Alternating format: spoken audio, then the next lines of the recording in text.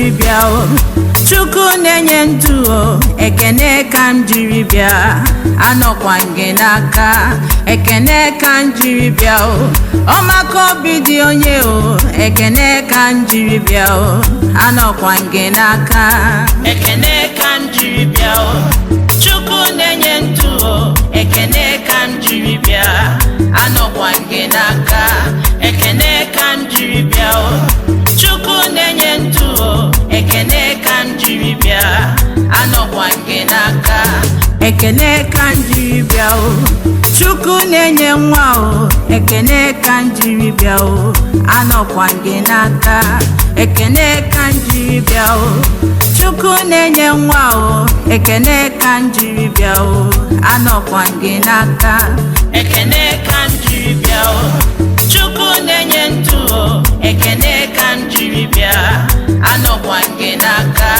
ekene ka m jiri bịa o Chukwu na-enye ndụ o ekene ka m jiri bịa anọkwa gị n'aka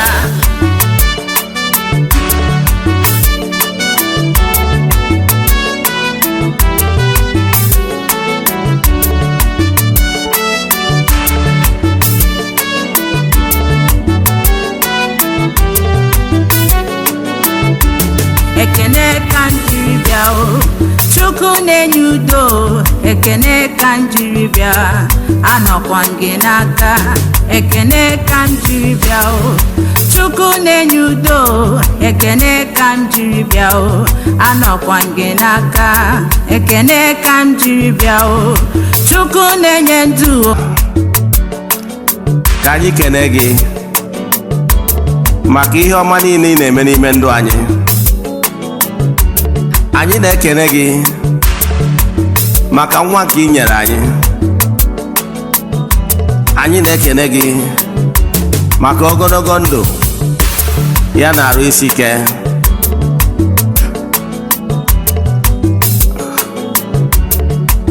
anyị na-ekene gị maka nchekwa na arụ ịdị mma Chukwu nara ekene izuru keme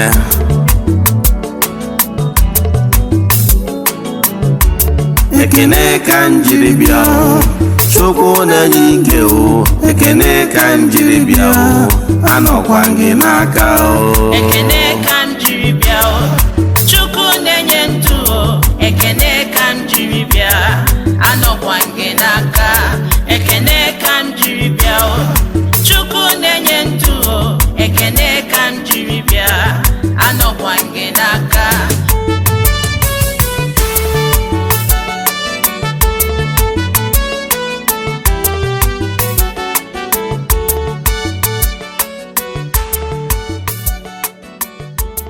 ụtụtụ ọma na ụmụ ọdịnala Igbo anyị abịakwanụ n'oge awa nke eziokwu oge anyị ji wee na-awa eziokwu niile agba nke ọ bụ mụ nwa bụ Ogbuefi Eze-Ana Ugochitubelu na oraifite na anọ n'isi ekenego m ndị niile na-esonyere anyị from our social media handles ekenekwa m ndị enyi anyị niile ndị na-esonyere our administration from Eziokwu TV Plus ya na ndị TikTok na ndị Facebook ebe ọ bụla ị na-eso esonyere anyị na YouTube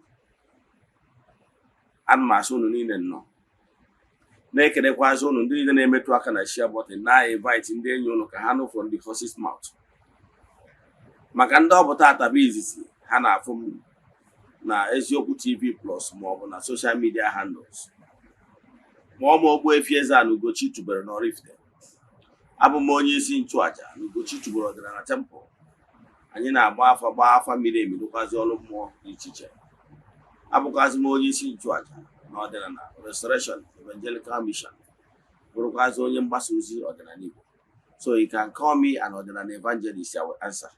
My mission is to help people live better life. N'ụbọchị taa n'oge awa nke eziokwu isiokwu anyị ji wee bịa all you should know about your chi and your spiritual forces. All you should know about your chi and your spiritual forces. Ịtụgharịa n'olu anyị bụ ihe niile kwesịrị ịma gbasara chi gị na mmụọ niile so chi gị. Agụ na ngwọ na nkwụ na-abịa na anyị ga-atụwe ya n'ibe so that you understand it perfectly. ihe ọbụla bụ ihe na-agbagwoju anya gbasara chi onye ụwa gị na mmụọ niile so chi gị ka anyị akọwata. Aṅụ na ngwọ maka na nkwụ na-abịa. Ọkwa ọzọ dị mkpa bụ echefuna na aja anyị na-achụ kwa ọnwa nke ọnwa Mee ka na-aga n'ihu. Ị nwekwara ike isonye na ya bụ aja n'ebe ọ bụla ị nọ na nsọtụ ụwa dum.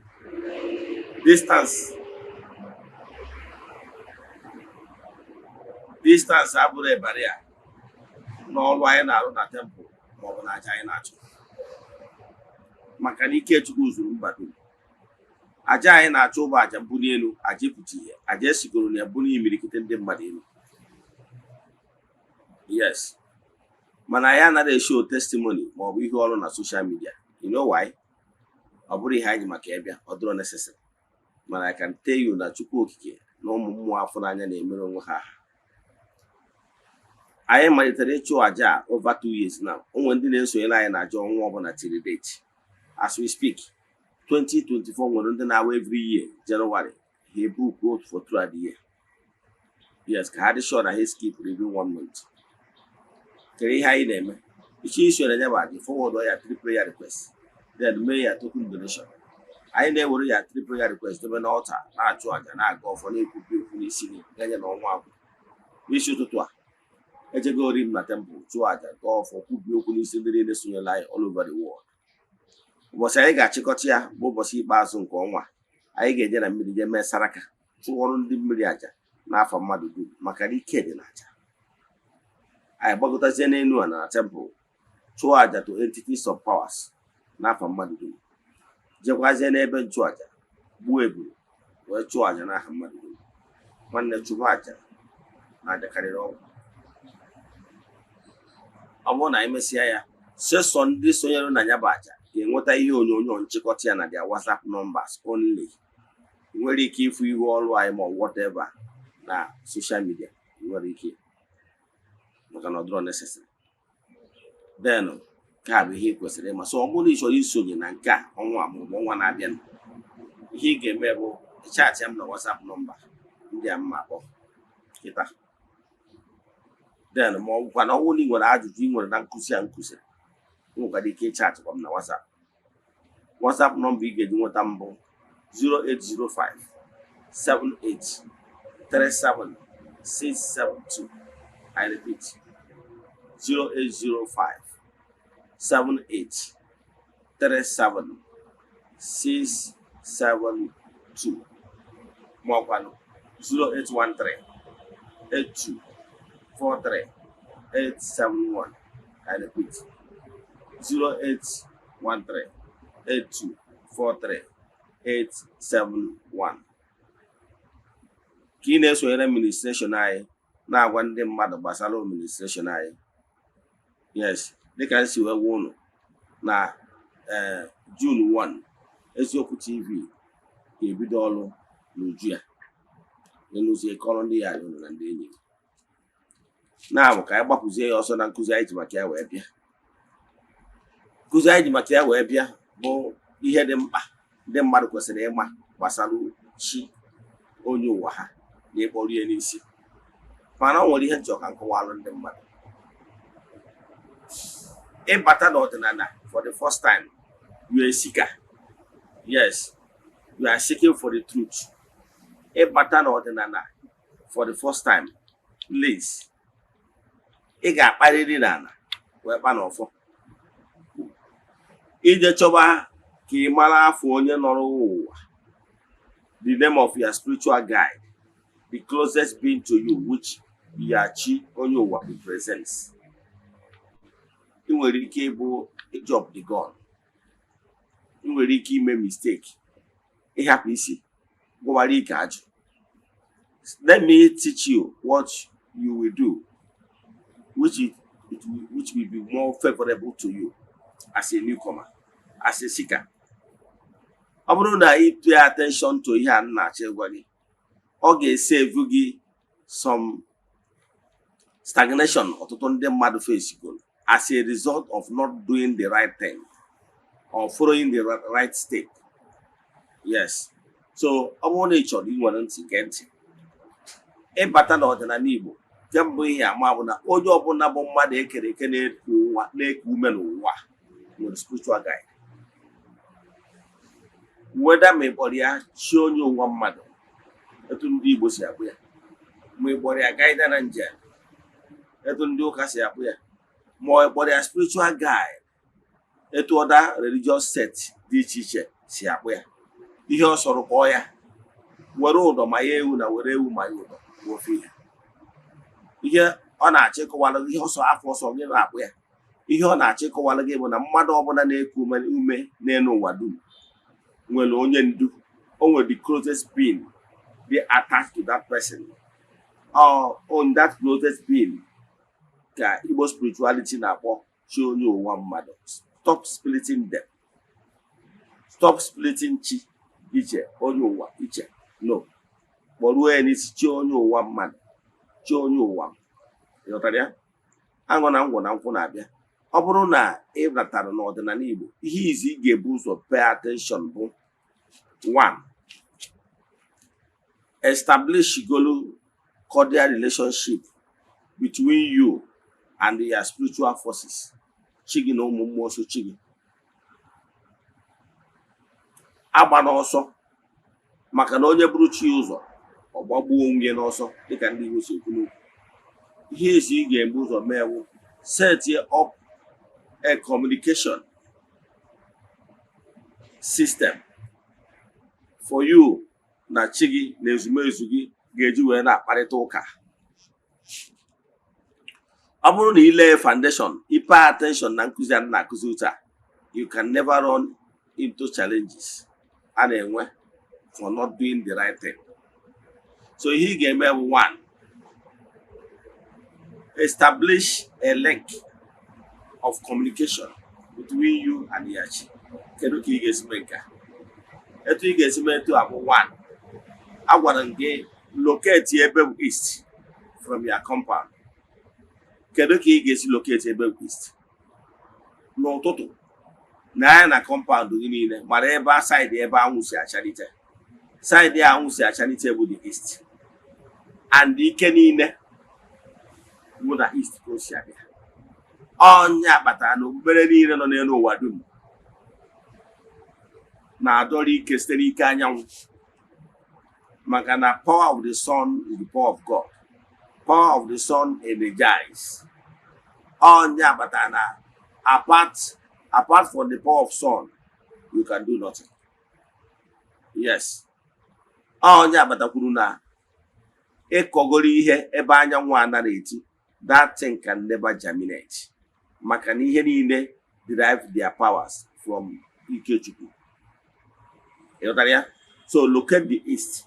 It will interest you to know na ịmarọ na world temples na-arụ ya ka o face east. It will interest you to know na okpukpere niile na-abụ ha na-ekpe ekpere ha na-ene anya towards the east. Nwere ike inwere idea. Ụmụnna anyị ndị na-eti isi n'ala na-emekwa ọdị okwu. You must face the east, whether ma anwụ na-eti ma anwụ anaghị eti. East remain the east. So ọ bụrụ na ị chọrọ ịnọ n'ilo, ilocate ebe bụ east, ịba n'ime ụlọ gị, I can tell you 4 corners of your room nwere ebe bụ east. So you face there. Ihe ọzọ ị ga-eme bụ set up an altar, if you can do, if you have your conducive environment, to set up an ordinary altar. Akọwago m ka esi set up ordinary altar. Ọnwụ na ịmara ya, jee na my YouTube channel Ogbuefi Eze-Ana ugochitubelu oraifite. Ị ga-afụ ya. Ị ga-afụkwazi over 1000 lectures nkụzi niile anyị na-akụzi n'ọdịnala Igbo. Ị jee ebe ahụ ịfụ ka esi set up ordinary altar. Mana ọ bụrụ na ị nwere conducive environment ebe ị ga-eset ya bụ altar, no problem. Yes, ihe ị ga-eme bụ oge ọbụla ị chọrọ communicate with ụmụ mmụọ, your unseen forces, starting for your spiritual guide to other entities of powers, ndị nwere link with you. Ihe ị ga-eme bụ ifesie east, ifesie that east yanwa, ifesie that east yanwa n'oge devotion gị. Idughara ebe ifesie east ya, ịkpọkọ ochie onye ụwa gị na mmụọ niile so chi gị. kpọkuo chi onye ụwa gị na mmụọ niile sochi gị, ikene ha, kpọkuo chi nke ụbọchị ahụ, the angels of God, the entities of powers, ndị na-arụ ọrụ n'ụbọchị anwa. Example, tata bụ ụbọchị nkwọ. ịbịa ịkpọku ụmụ mmụọ, kpọkuo chi nkwọ, kpọkuo mmụọ niile ndị na-egagharị na-eme mma n'ụbọchị nkwọ, kpọkuo ụmụ mmụọ niile na-eri oke n'ụbọchị nkwọ. Isi ghara ịbịakwa na gị nwa bụ onye na-etu a nwa onye na-etu a na-ebịakwa ka gị na ha nọrịa. Ịkpọkuo chi onye ụwa gị, kpọkuo ya spiritual forces, si ha na-ebịa ka gị na ha nọrịa. Nke mbụ, tuo ha afa, kenee ha n'ihe ọma ha na-eme, ma yọkwazie ha n'ịbụ nwata na-asa ahụ n'afọ n'afọ na onwero nke ma ha duzie gị ụzọ. Imesịa ya, yọọ ha petitioning, yọọ ha ayịyọ ihe ọbụla bụ ọchịchị obi gị. Then ikwuchazie, ikwubie okwu, jụọ ogu, kwubie okwu ihe ị chọrọ ka ọ na-eme n'ihe ime ndụ gị na ihe ị chọghị. Ekwusizie ya, gwa ha ha duzie gị ụzọ, kedu ihe ha chọrọ ka ị mee. N'ọnọdụ asị onye ọfụ n'ọdịnala Igbo, gwazie ha n'ikpebigo ije ozi a, n'ikpebigo ichighata iso ụzọ nke ndị nna nna gị ha. Gwa ha na n'eziokwu na ezi ozi asụsụ n'ichegharịgo ma chigharịtakwa. Ịgwacha ha nka, gwa ha ha kwudoro gị ka ịpụta ihe idekwazi ude. Gwa ha na ịmara ụzọ, let them lead, ka ị na-eso ha. Imechaa nke a, o gosigoro cow foundation ka ị na-ele. Gwa ha biko ha duzie gị ụzọ, ha ekwena ka eduhie gị ụzọ. Ha leadie gị to the right people, the right spiritualist, the right mentor, the right priest, onye ga-agaidi gị, ọdịnala priest ga-agaidi gị na this journey n'ịmara ụzọ. Ihe a bụ humble submission. Ọ bụrụ na imesịa this humble submission, I can tell you, ha ga-egosiriri gị onye ndu, onye ị ga na-eso.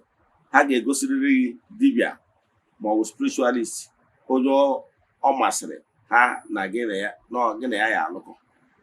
Ha ga-adirect gị to onye ga-abụ ya mentor, maka na ị ga-enwerịrị spiritual mentor.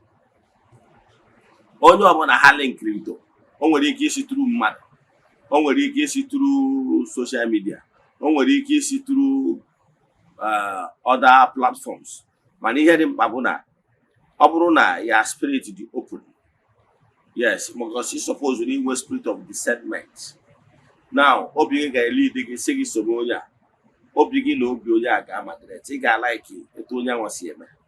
So obi gị link ya anaghịte onye a, isoro onye a soro onye ahụ.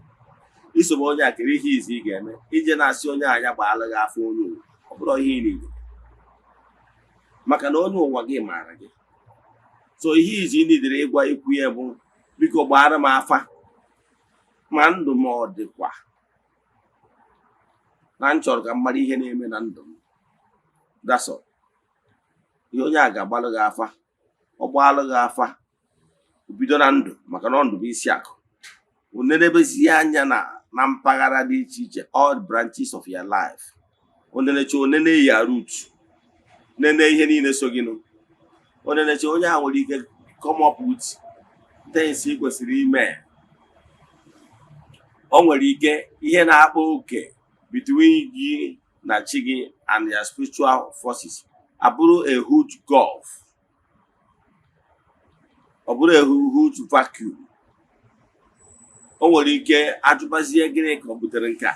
O nwere ike ọ bụrụ na o nwere ụchụ ma ọ bụ alụ dị n'ụzọ gị, wee create this big void. Melo na chi gị, you are not connecting well with chi gị and your spiritual forces.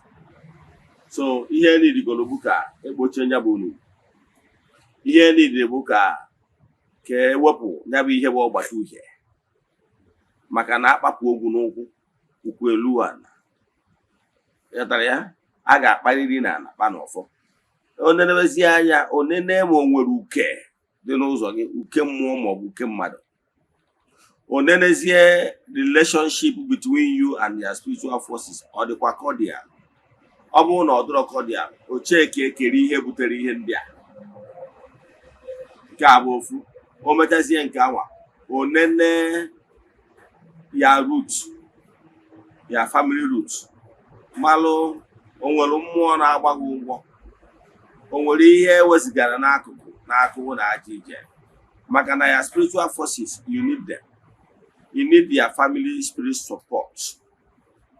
Maka na adị ahapụ isi aka were na-agba ụrịọm. Ihe ndị a ka ọ ga-enenecha onene how your future will be. Ihe ma akara aka gị. Onenecha ihe ndị a, o wee chịkọọ mara ebe mmiri si wee bịa ebe a na-okwu ụgbọ, to know exactly where your problem is coming from. Onenesia ya, then o wee gwa gị the koko ebe iyi ebido. O nwere ike onenesia ya, ọ sị gị na ihe ya fụrụ n'ụzọ gị bụ na n'ụzọ dị n'ụzọ gị, tukwuo okwu ụtụtụ kwuo okwu alụ. Ọ bụrụ na ekwusia ya, o kwuo ihe ndị ọzọ gasị kwesịrị na aga atento. Okwucha ya, o wee kesị gị align with chi gị na etu ọ dị now, na chi gị gbapụdola azụ, maybe na chi gị adasọ n'ọrụ. Gịnị kpatara na ọ nọsịrị ọrụ? Ọ bụrụ because of ọtọnọ n'ụtụ maọbụ alụ maọbụ aka ọba ihe imetago eri ogologo oge mgbe ị ka nọ n'ụwa. So o nerecha ihe ndị a, ihe izi ọ ga-ebu ụzọ bidogolo bụ appeasement, ka o realign ya gị with your spiritual forces, ka o mee udo, ka gị na ya spiritual forces ka dị na mma. So ihe izi ọ ga-ebu ụzọ wee mee bụ, ọ bịagoro, ọ bụrụ na arụ n'ụtụtụ n'ụzọ ha kpugoro arụ saa ụtụ, ka ọtọnọ wee nwee ike si n'ebe ị nọ wee wezuga onwe. O nenezie ebe ọ bụ na ọsọ anụ ụtụ kpụọ arụ, ọ align ọ gị na chi gị, ọ align-cha gị na chi gị, chi gị na chi gị erikọ. Nke bụ eziokwu na chi gị maara na ọgụ onye nwakwu chi gị, mana ọ na-eche ka ime dị defu ka ị laghachikwuchi ya dịka nwata na-akụ ya n'iyi wee sị chi m emejọrọ m, gbaghara m. Ọ bụrụ na ime nke a, ihe ọzọ na-eso ya bụ alignment, maka na chi bụ ụzọ. Ejikọ gị na chi gị before ebidozie lụwalụghị ọrụ ndị ọzọ. Alụcha alụghị ọrụ ndị ọzọ a mee udo with you and your spiritual forces, your spiritual links. Then eme udo with mmụọ dịbe nna gị, ma ọ bụrụ nwee mmụọ dịbe nna gị na-agba ụgwọ maka na ewezigara ya n'aka. Then eme udo with ya ndị otu. Ọ bụrụ na ịbụ onye agbọrọ ọrụ, a ga-recognize really your spiritual forces. Ọ bụrụ na agbọrọ ọrụ mana anyị nọrọ n'ihu ọrụ gị, at least imegoro ekwe ma agwụ, ka gị na ndị agwụ gị ghara ịda agbaziwọ, ka a marụ na ikwetago na ị ga-eje ozi a. Ihe ndị alignment ndị a bụ ihe niile. Yes, emechaa alignment ndị a, so ka ọ ga-abụzi emesịa ya.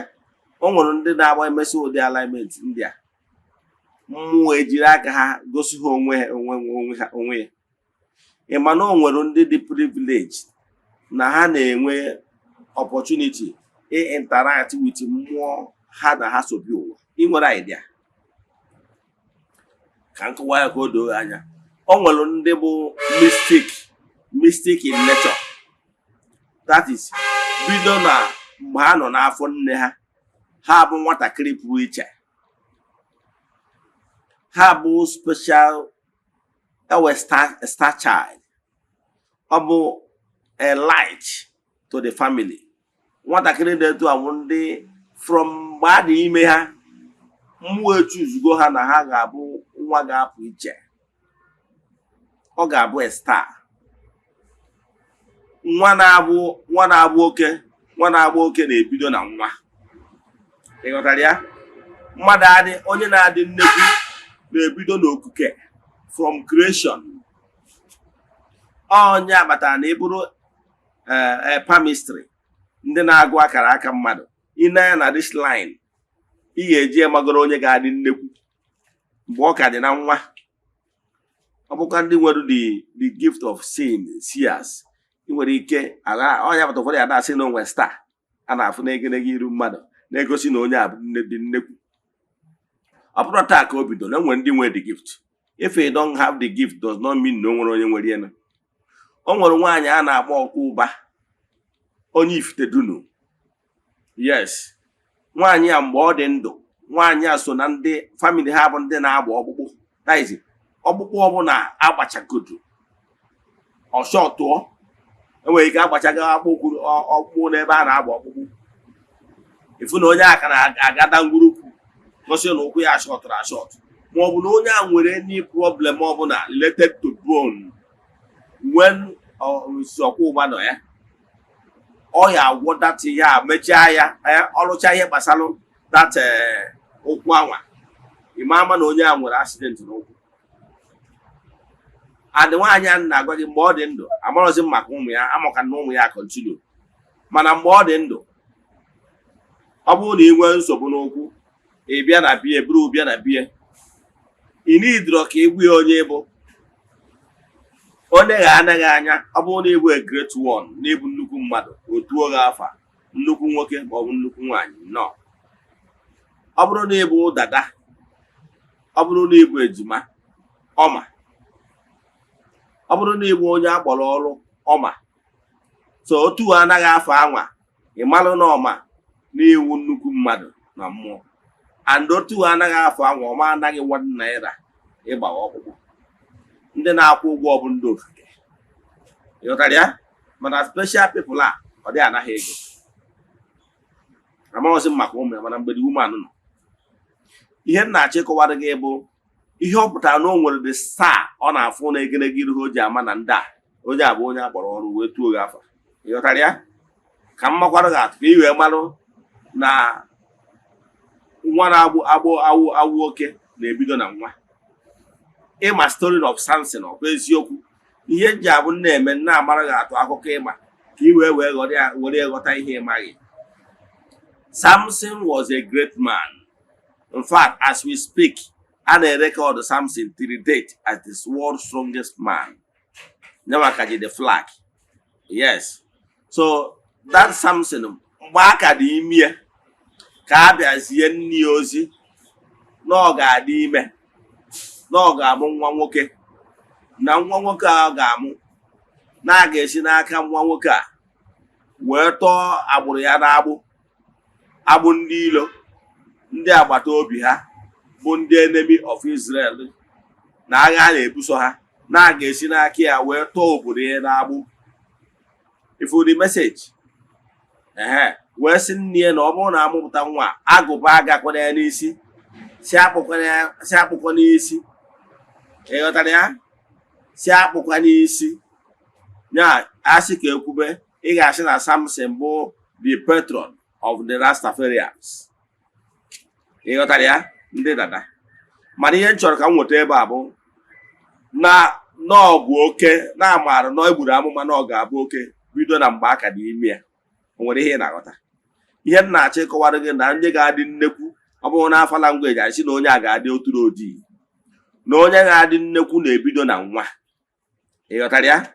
So ihe m ji ekwube ihe a bụ na onye ga-adị nnekwu na-ebido n'okike in creation.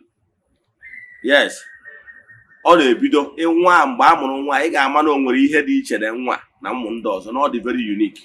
O nwere ike o bido na nlọ, ọ pụta n'ụtụtụ ọsọ mọmị ya ọsọ dadi na ya lọrọ nlọ ebe dị ihe dị etu a ga-eme, na ya lọrọ nlọ ebe wee bi ọsọ na ofu anti ha ọkpọ anti Lucy, so na ya lọrọ nlọ ebe anti Lucy nwụrụ. Asị ya mechie ọnụ onye gwara gị ha ekwechi ọnụ ikwukwana ihe a. Ọ eme izu ọ ga-eme ọnwa ịnụ na anti Lucy nwụrụ, ị na-agba n'aka na-agba n'ụkwụ. O nwere ike otu ụbọchị ọ sị gị na ya fụrụ ebe ihe dị etu a, na ebe dadị na-alụ ọrụ na-agha enye promotion, ma ọ na nke a ya eme onye nkwa izu ọ meekwa ọnwa enye dadị promotion. Ị na-agba n'aka ị na-agba n'ụkwụ, kere ụdị nwa dị ha. Ụbọchị exam ọ na-agwa gị ihe ga-emenụ. Ịghọtara ya? Ọ na-agwa gị ihe ya eme n'ụbọchị exam, ihe a ya eme bido na nwa. O nwere sayensị ọ ga na-ekwu and ọ na-ekwu ọ na-eme. Ịghọtara ya? Ọ na-ebido na nwa. O nwere ndị nwere gift.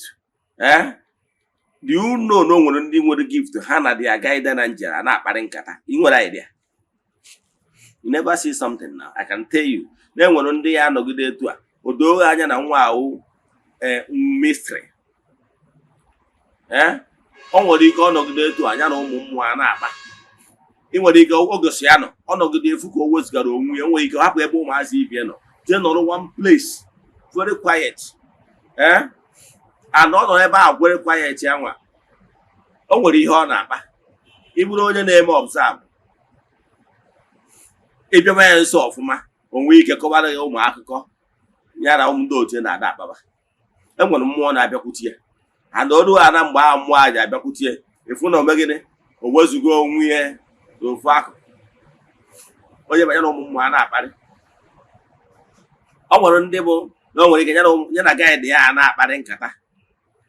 Mmadụ bịa ha anachọ ha na-ebịa, gaịdị ya asị ya na ya apụwago, ụbọchị ọzọ ọ pụọ. Ozugbo ahụ ọ pụrụ ụda mmadụ akụ aka na dọ ihe mara nọ na-eme. Then o nwere ndị na-emegido mara afa the gaịdị ya na-abịakwutie. O nwere ike ọbịa, ụfọdụ nwere ike na-abịakwute asị a young person, ụfọdụ nwere ike na-abịakwute asị old person, o nwere ike asị nwoke ma ọ bụ nwaanyị yiri uniform dị ya mma wee na-abịakwute gị. Ịghọtara ya? O nwere ndị ọ na-awa o mee like that, o mee like that, ha na-amụghị na-asị ya kere onye bụ, ọ na-asị ya don't worry, na-emecha na ya akọwara gị onye ya bụ. Ọ na-abịa ezi ya ozi na-ese ebie from danger.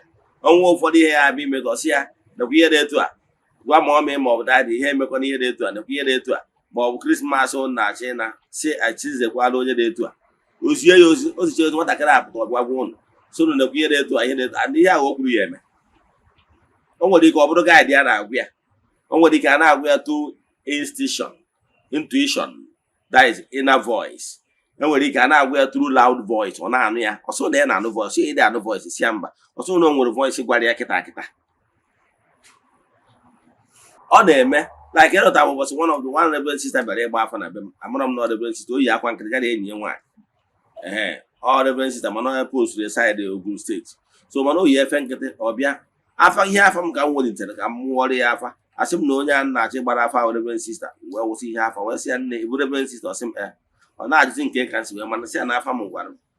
So mgbe ụfọdụ those guys o nwere ndị na-anụ voice, yes, so o nwere ike ọ wụrụ voice, nwee ndị ga-abụ na ha na-anụkwa voice na-enwe vision.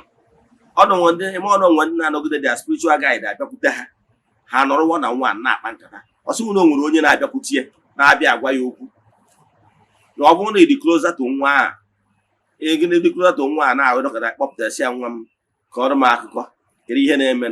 Nwatakịrị a dị too close to you, ọ kọọrọ gị. Ọ sịghị na o nwere elderly man ma ọ na onwe elderly woman na-abịa agwa ya okwu.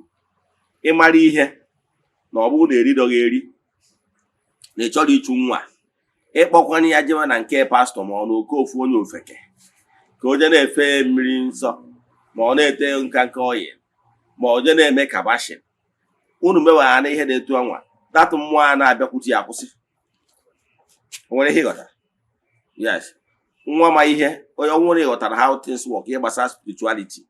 Oge ahụ nwa a na-abịakwute ya, ihe ị ga-eme bụ ị na-abịa nso, ọ na-akọrọ gị ihe ya na mmụọ a na-akpa, ị na-aga ede ya. Don't bring third party, a useless third party. Iche bring somebody ka ọ bụrụ menti ya, ya bụrụ a spiritualist ghọtara how things work ka o mentọ nwa. Ịghọtara ya? Mana ije na-akpọta ofu ofeke ga-abịa ọ na-achọ ka o tinye ọgba aghara between nwatakịrị a na ndị otu ya. O nwere mgbe ọ ya anọgide ọ sịghị na ya bịara na ndị otu ya bịara na ha dị ịbụa ma ọ bụ na ha dị ịtọ na ha na-akpa nkata. Ịghọtara ya? O nwere ndị nwere gift emegide otu mgbe nwa nwee mbọsị ụfọdụ ofu nwa abịa so ya, nwee mgbe ọ ya abịa ha dị igwe wee bịa. O nwere ndị na-emegide gift megide mmụọ a kpọrọ ya afịa, si ya mgbe ọnwụ na ị na-enwe chalenji kpọọ m afa mbụ ihe dị etu ọ kpọrọ ya afịa. O nwere ihe ịghọta. O nwere ike ịkpọrọ gị spiritual name ya, nwee ike ịkpọrọ gị physical name ya iji mara ya. O nwere ike osi na for ya grandfather side ma ọ na grandmother side. O nwere ike afọ ahụ ịkpọrọ ya, afọ ahụ nwa afọ mmadụ zara n'ụwa, that is afọ mmadụ bial to be here on earth. Each spirit nwere name. E nwere spiritual name. Onye ọbụla nọ n'ụwa nwere mmụọ anọ n'ime gị bụ ya spiritual you nwere afa. Chukwu okike nyere ya from creation. Ịghọtara ya? Now, mana in the course of ka onye a wee bie n'ụwa, under parental guide. The parents nwere ike ịba ya Ifeanyị Chukwu. Ihe agba afọ Obial wee bie on earth. Ịghọtara ya? Mana a na-enwe spiritual name. Ọnya kpatara na o nwere ọkwa mmadụ ga-achọ ịbanye na mmụọ.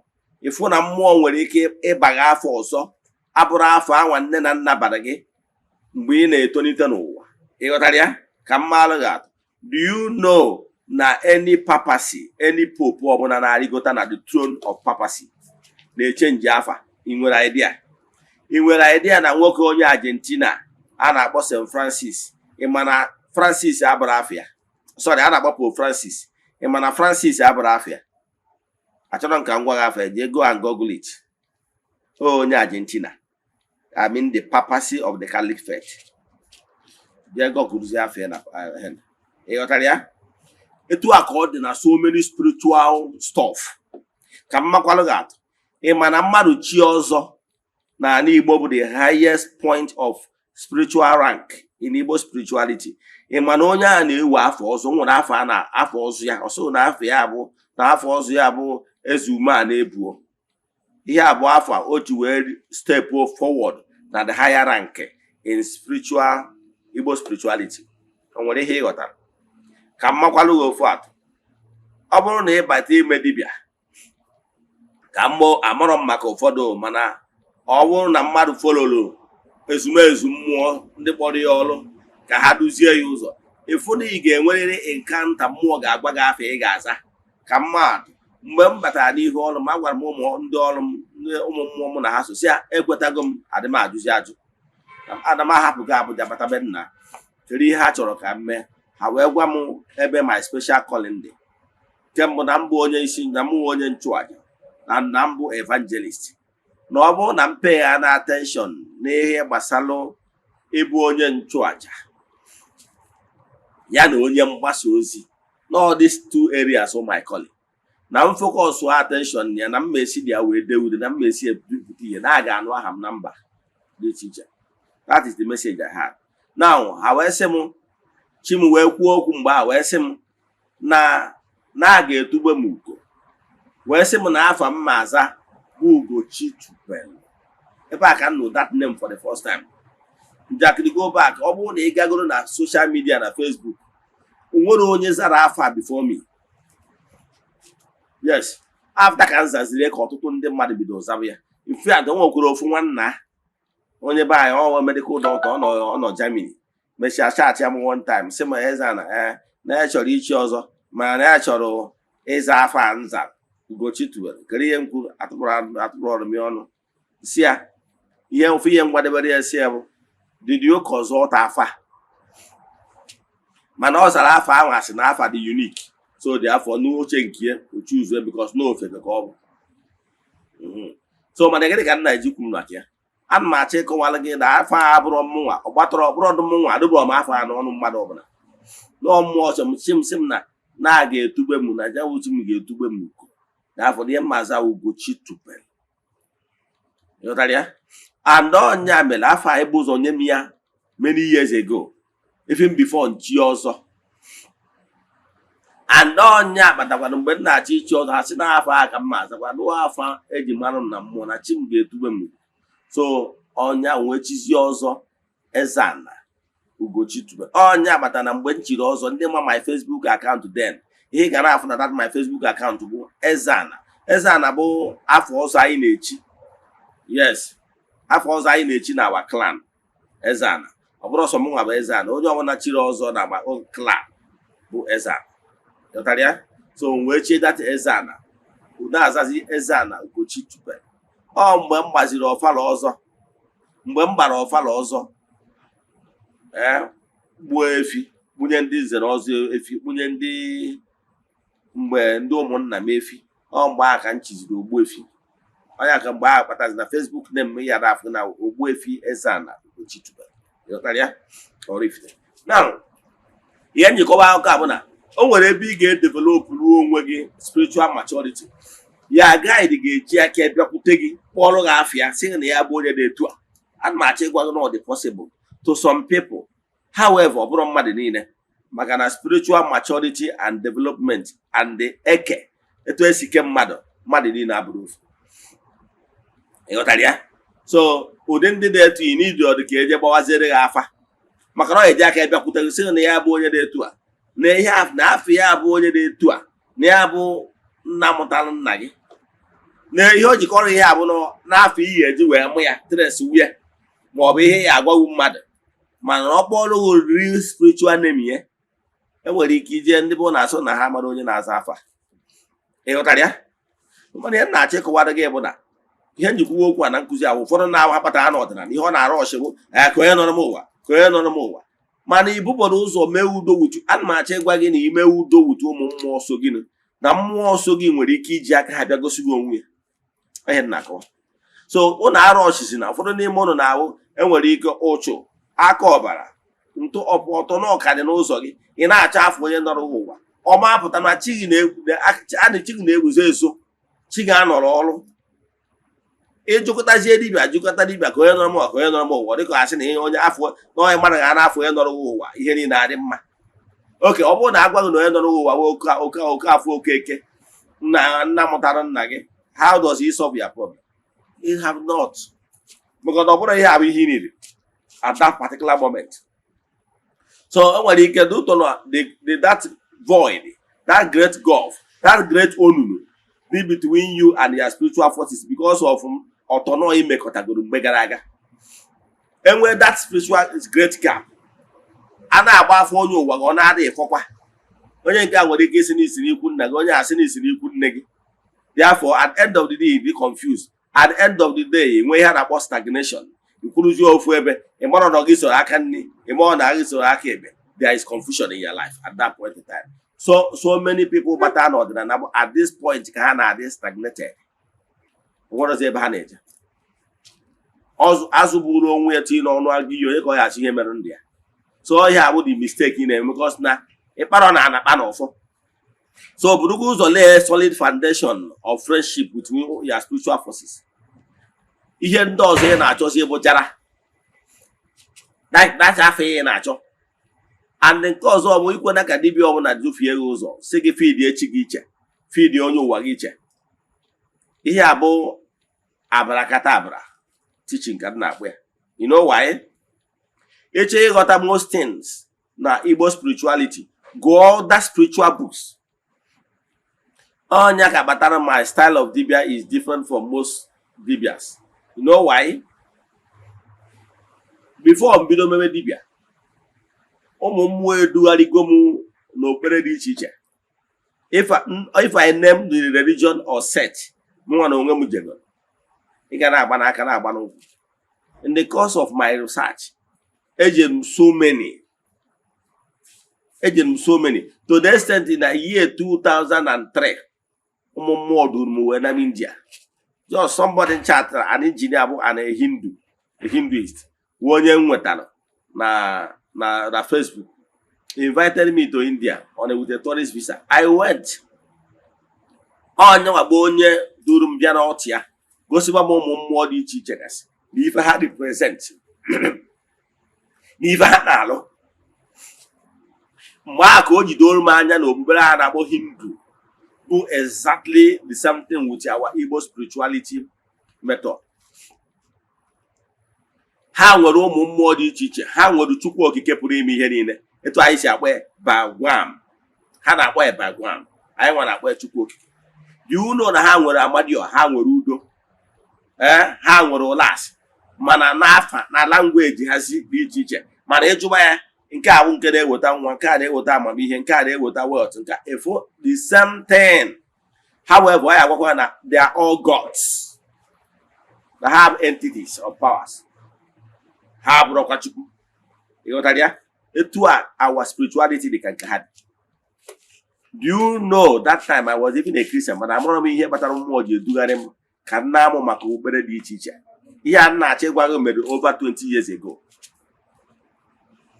Over 20 years ago. Ana m eje ọ bụrụ na Epsom ha je na festival mgbe ha na-eme feast na ebe a na-akpọ Northern India na Kuru Manali. There na their festival, they welcome me. Soro ha rie, soro ha ṅụọ. So batakwa na nke anwa wee baa na okpukpere dị iche iche ma ya akpọwa names. Ịghọtara ya? So that some of them will not feel sad. However, mmụọ dubasịrị m n'otu dị iche iche ndị a na akwụkwọ dị iche iche, gụọ so many of them. Akwụkwọ niile ndị a ngụrụ bụ to acquire those knowledge. And mgbe m batara n'ọdịnala wee were wee analyze ifu na ọdịnala perfect. Maka na nkụ dị na mba na-egere mba niile. Agụrụ m so many books. Agụrụ m The Lion of Africa, agụrụ m Zoroaster, agụrụ m Buddha, agụrụ m Mohammed, many. Ọ bụrụ na ngụsịbara gị ya, ihe adị surprise. Kedu other set ma achọrọ ịkpọgasị afa ndị ngụrụ spiritual books, mana ọ nwere ihe na-achị kọwara gị eji wee ghọta ọdịnala. Obere niile a kwenyere na enwere spiritual guide. Ihe ndị na-akpọ abụrụ ihe ibe ha na-akpọ, mana ha kwenyere na enwere the closest being, closer to any human being, then about spiritual guide. However, as you grow, there will be other entities or powers that will keep on joining your forces. You got to go as you grow in rank, in spiritual ranking. You can have more entities or powers and join again. There for the Igbo spirituality. Man, I can tell you now, how much when you look, if you don't a spiritual guide, if you don't a guide and angel, depends. Don't allow anybody to split it for you. Can why you again make him or Bruni Libya? Mobunda Agwage, na Chonyo Wadiche, Chi Chonyo Wadiche. Equatara de here, Hoya will feed your chigiche, feed your Chonyo Wagiche. Here are target to your pocket. Oga, you don't need to split them. Echefuna the Igwebike, the more you unite your forces together, the better. Eota, Otaria? The more Ebaru Horiko, the more honey they know as a unit, the more had a local and they can never be defeated because how big were. The way when he kiss you a budget broom as a unit. Manaburun do for Fikaje or Quesioku, man as a unit, man Katibu, Quesioku. It will accord with your spiritual forces. Solidify your spiritual forces as a unit. Don't allow anybody to split it for you. That will mad. All my years in Igbo spirituality, I don't feed my tea separate, feed my only one separate. No. Can one hear now got on the Nanibo? Or Nanibo, when your name will reach on your when you man and when you can get you, or where's Yoku? Can you hear that he can get me? He can represent money in the Sochigi. He can represent power. He can gather the unifying factor of money in the Chigiso. Oh, yeah, but I never from Chimuna, he can catch him. I buy the good of her. I bought him her, no besi, Macanambu Dibia. No lose to talk, never got an issue to talk. Yamara Hansu, to a fafa. Now, Chonu Wamanga, I buy the Cotaramion with my Ikenga, Nechim Neikenga. Macana, una de Adamagaruko. So, Chimonu Wamoko, Ikenga, or the powerhouse, the Zumezu, and money in the Sochim, having them together. So, like today, all was inside to that side, Tabo was unquo. Macanambo Conquo. Taka may feed the Chonu one, Yana money in the Sochim together. Or what they hear that. So, he may to a Chigana, Luciolike, a Bobona, Namona when they feed the chim in this format. On our Lucim Olike as a successful debate. Kaduka Mother gets in our Wazigas with a when you're not but awful, give me enkaita, give me enkaita, give me come on up again. And they feeding them separately, you know, it's not even helping you. Yen Jacko, we have now. I metro what I acquire what I want, what I want, negos what I want to put it. And I metro Yakamaka will put it. Oh, yeah, but I'm not Kuzi ordinary. And my like some instances go and weaker. Quaggy got that. Then they can not check while again. They recognize Yachi and their spiritual forces so chiggy. Yotaria? Okay, Yagaka. Yotaria? All spiritual forces here. They go near Yachi ya ndut mbol spiritual associates ndị ọgbanje gị ndị yi ụwa gị ndị mmiri gị agwụ gị na ihe niile ha niile ejikọtara aka bụrụ ya ezumezu ịghọtara ya. So mgbe ọ na-eme ka word use word ezumezu bụ all of them together. Don't allow anybody to deceive you. Ihe na-achị kọwara gị na ihe niile bụ recognize Yachi, he will do the Nandua. And they chefuna, na the more ị na-agbagota na mmụọ, the more ụmụ mmụọ na-join ya forces. The more ike gị na-agbagota, the more ya guards na-agbagota. O nwere oge ọ ga-eruo mmụọ ndị ga na-aga edizi gị ga-abụ mmụọ ndị ka ike. Ị nwere ike ma aghọta ihe ndị a na-ekwutiri gbagota to some spiritual level. O dozie gị anya na o nwere mmụọ dị ike ndị ka na-eso gị. Maka na ihe ụwa bụ rank. Anyị nọ na rank. Onye abatara na ịbagoro za some spiritual group or set. Agwa gị na-enwere level. Na-enwere level. Ịghọtara ya? Na-enwere level. All the spiritual set ọ bụla ịma, ya agwa gị na-enwere level by level. I don't want to start calling names. Mana enwere level. Enwere ranks. Mgbe ahụ ị na-enwe ranks, the more ihe ọpụtara na ị na-agbagota na stage, and more ị na-agbagota na stage, more ị na-enwe more forces na-aga ịdị gị ka mma alụ gị atụ. Ọ bụrụ na ịbụ nwere amị rank ma arụ gị atụ, ọ bụrụ na ịbụ onye amị, ijere ihe a na-akpọ NDA, ihe awa officers cadet, ebe rank ndị officers na-aga NDA, ihe ebido from ụmụ VIA, no, ụmụ nwunye private, no. Ebe ihe ebido from 1 star as a lieutenant. Inweta 2 star bụrụ second lieutenant. Inweta 3 star ebido captain. And isi na from that stars ewepụdo stars tinyelu ụwa na ego ebido major. The more ị na-agbago na rank, the more ị na-enwe bodyguard, and the more ị na-command the battalion.